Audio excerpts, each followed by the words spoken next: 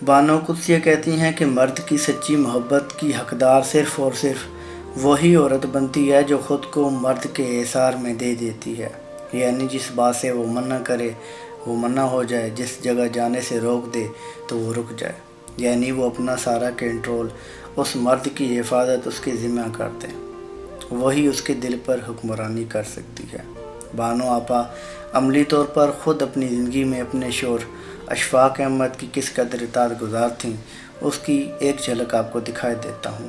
ایک موقع پہ بانو آپا، اشفاق صاحب اور ان کے ہم اثر چند ادیب، یہ تمام لوگ کسی محفل میں موجود تھے، کسی جگہ ایونٹ تھا، تو بانو آپا قدرت اللہ شہاب سے باتیں کرتی کرتی صدر دروازے تک آ پہنچتی ہیں، یعنی محفل برخاست ہونے والی تھی، اشفاق احمد صاحب پیچھے تھے، تو قدرت اللہ شہاب صاحب نے بانو آپا کو عزت دیتے ہوئے کہا کہ بانو آپا پلیز، یعنی آپ آگے تشریف لے جائیں۔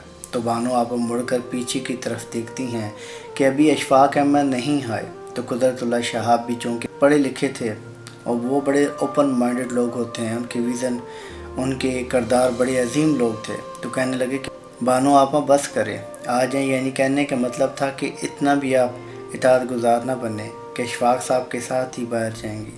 تو اس پر بانو آپا کہنے لگی کہ قدرت اللہ شہاب کیسے ممکن ہے کہ کوئی ٹرین کا ڈبہ ٹرین سے آگے نکل جائے؟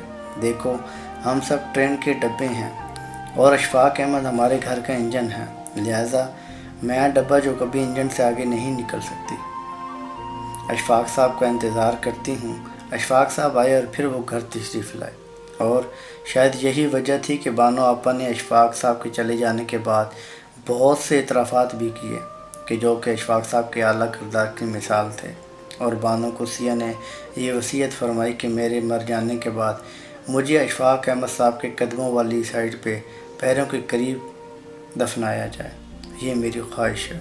تو دور حاضر کی خواتین کے لیے بہت بڑی مثال تھے کہ اپنے شوہر کی اطاعت گزار ہونے پہ کوئی دکیہ نوسی بات نہیں ہے۔ یہ تو فرمان مصطفیٰ صلی اللہ علیہ وآلہ وسلم ہے کہ خوش نصیب ہیں وہ خواتین جو اپنے شوہروں کی پیاریاں ہیں، جن سے ان کے شوہر راضی ہیں، اور شوہر بھی یقیناً گھر ایسے ہوتے ہیں جیسے اشفاق صاحب تھے۔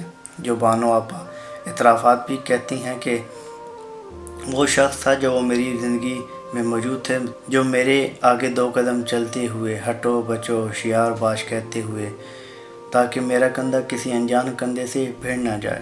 تو یہ ایک غیرت مند مرد کی علامت ہوتی ہے۔ جب کوئی عورت اپنے آپ کو اپنے شوہر کے سپرد کر دیتی ہے تو جو غیرت مند مرد ہوا کرتے ہیں وہ پھر اس کے تمام ذمہ دار ہوتے ہیں، اس کی عزت آبرو کے محافظ ہوتے ہیں۔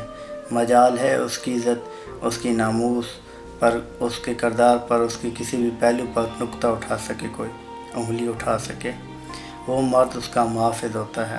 اپنے گھر کے مابین میں ہر معاملات میں وہ ایک ریشمی حجاب کی مانند بن جاتا ہے۔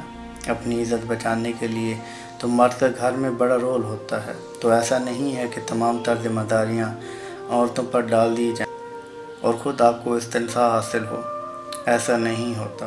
عزت دیں اور عزت لیں، لیکن عورتوں کے لیے بڑا مقام ہے۔ اللہ آسانی، آسر اور محبتیں تقسیم کرنے کا شرف عطا فرمائے۔ سلام پہنچے۔